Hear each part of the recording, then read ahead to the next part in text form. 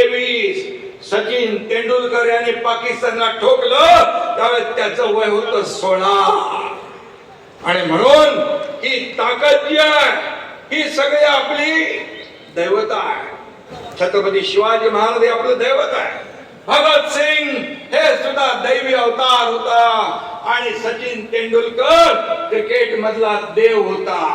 आणि म्हणून युवा सेनेमध्ये जी ताकद आहे आणि म्हणून या सर्व महान व्यक्तींना दैवत्व का प्राप्त झालं कारण त्यांनी तरुणपणीचे ध्यास घेतला.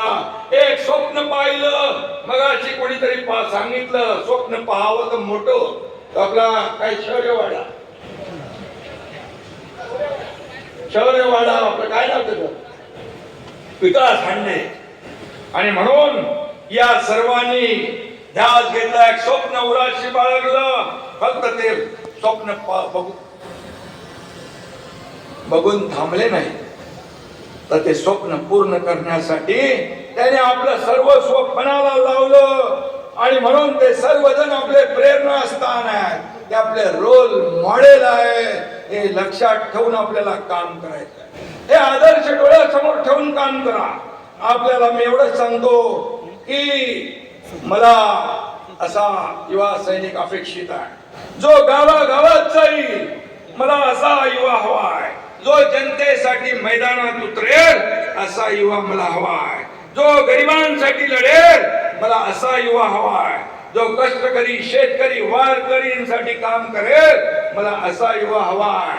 आणि व्हा तयार करा जिद्द उडवा विरोधकांची दैना.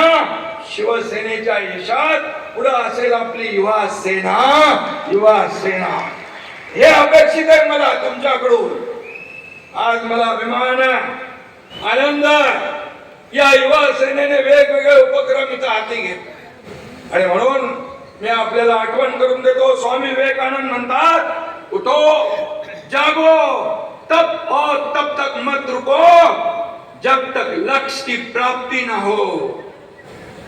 आपण लक्ष्य हासिल करायचं असेल तर आपल्याला मेहनत करावी.